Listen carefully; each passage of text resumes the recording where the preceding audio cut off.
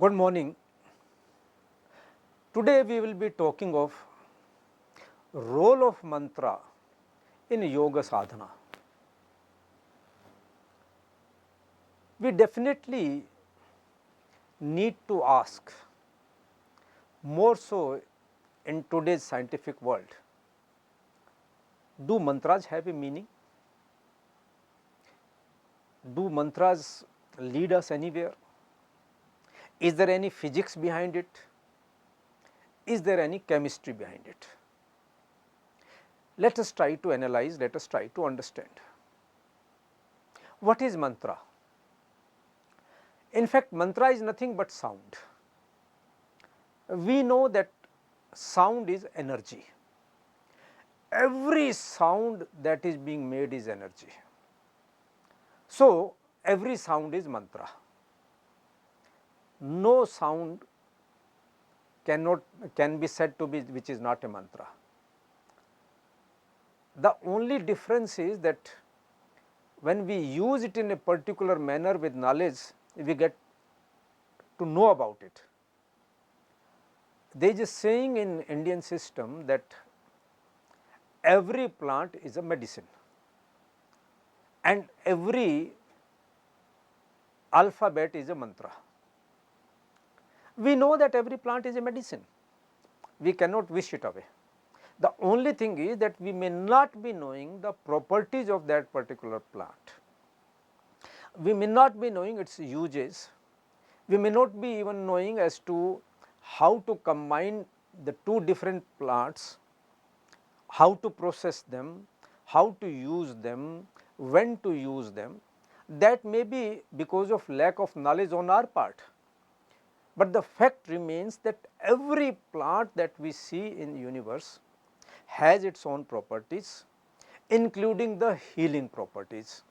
It is a medicine, it works, and those who have knowledge of that pharmacology, they keep on doing research, they keep on extracting the, the necessary ingredients from out of those plants, and they keep on creating medicines out of it. So, every plant is a medicine. So is the case with every sound that we generate. The sounds being generated outside us are also energy, and the sounds that we generate are also energy.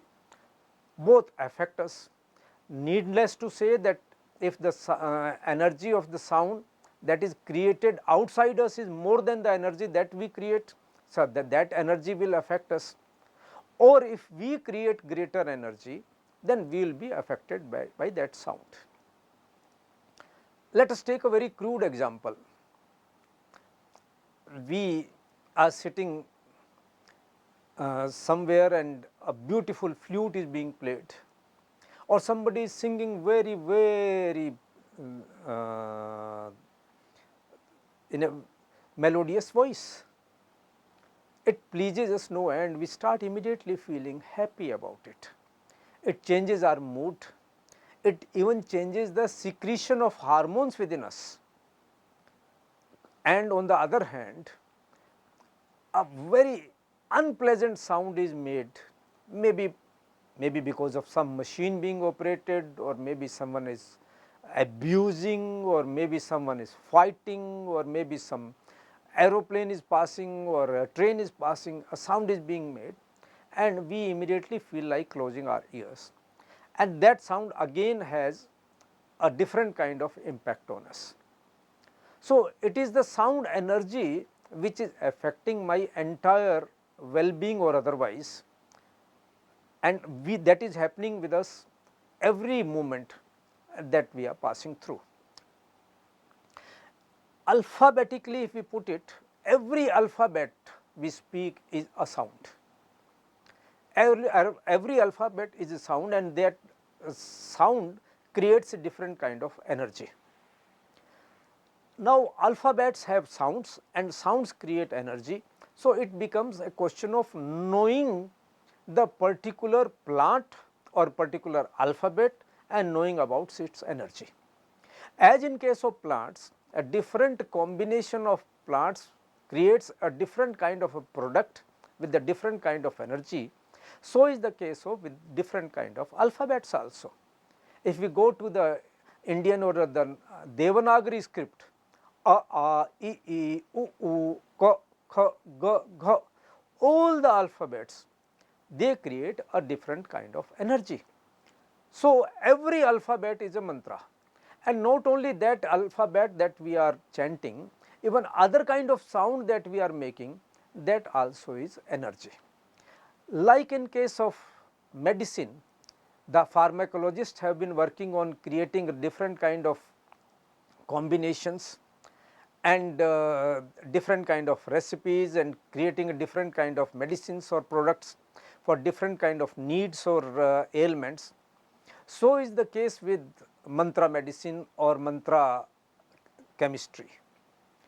The different kinds of combination of alphabets will generate different kind of energy, and they will have different kind of impact on us also. Very strictly speaking, every alphabet will generate energy. So, mantras do not have a meaning per se, it is just the sound energy. It may so happen that sub mantras are so created that mantra itself starts giving a meaning, and we attribute a particular meaning to it. We attribute it to the name of God, we attribute it to the name of a particular belief system that we are having. But the fact remains that it is purely and simply combination of the sound energy of different alphabets that we are speaking. We are aware that different kinds of thoughts are coming to our mind, and how do those thoughts comes? Those thoughts acquire to gather the language within us.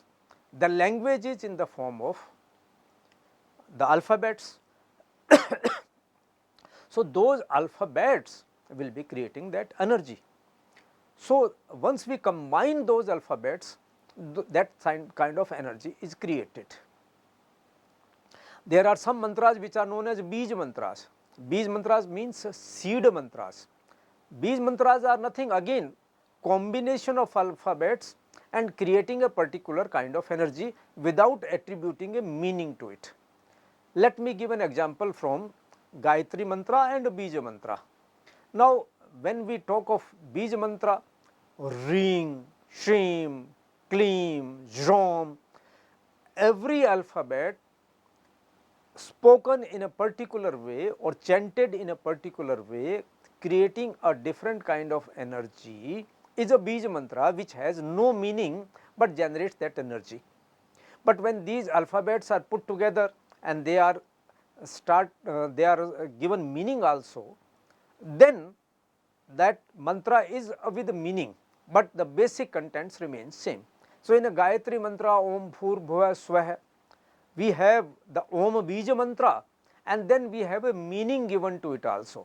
That also remains the mantra, despite it having a meaning, that also remains a mantra, but primarily it is the combination of those particular alphabets, combination of that particular sound energy which makes it a mantra. So, it all depends as to what kind of energy we are using. Once we accept this phenomena that the physics and chemistry of the mantra lies in the energy of the sound, then it becomes clear that the type of sound that we will use or chant will have the corresponding effect on us also. It can be positive, it can be negative. The mantras can be positive, mantras can be negative. As I just talked of a melodious voice or a musical instrument being played and creating a different kind of energy as compared to the sound of a bomb blast or sound of an aeroplane passing over our head. So is the case with mantra. So, we have a combination of a negative kind of sound, we create a negative kind of energy and that becomes harmful. And if we use a positive kind of combination of alphabets, then it creates a positive kind of energy and it has the effect on us.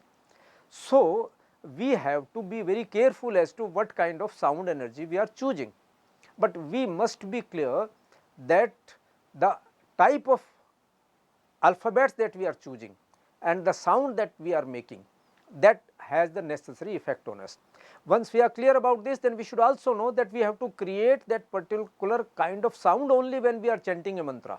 Because suppose we are thinking of a particular mantra, but we are chanting it in a different way, then this will lead to a different kind of energy level also, and its effect will undergo a change. Again, I compare it with the medicine, that I know that I am making medicine from a particular plant, but that the plant has got dried up or the plant has gone sore, and still I am making medicine out of it, the properties of medicine will be different. So, similarly, if I am chanting mantra in a different way than it is prescribed, then I am creating not the energy that is expected of it, but a different kind of energy. And if I am creating the different kind of energy, then its effect will also be different. So, let us be very, very clear about it, that mantra is a sound energy, and the sound energy is dependent both on my own chanting or on the chanting of others. Definitely, if I am chanting it by myself, then its effect is in infinite time more than somebody else sounding it for me, because the intensity will be different, the clarity will be different. Or I can use mantra for something else also, someone else also, but then that will be far less effective than when I am doing it for myself. So, mantras should be used for one's own use and not for others. Also, we have to keep in mind that mantras have to be chanted in a particular manner, particular number of times, at particular time, and for particular number of days, if we want a particular result to be achieved.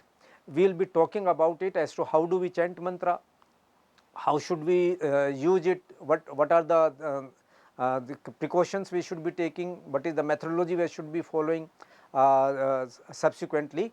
But let us understand that mantra has its own physics, mantra has its own chemistry, mantra has its own effect.